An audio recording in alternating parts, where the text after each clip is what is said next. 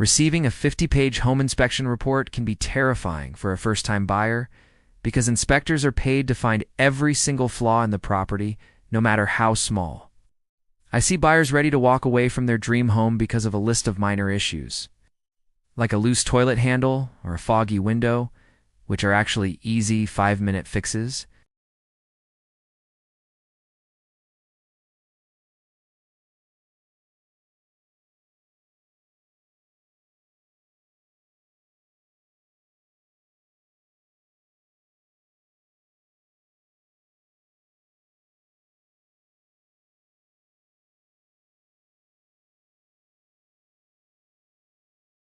If the HVAC is on its last legs, we can often negotiate a seller credit to cover the replacement cost at closing rather than killing the deal.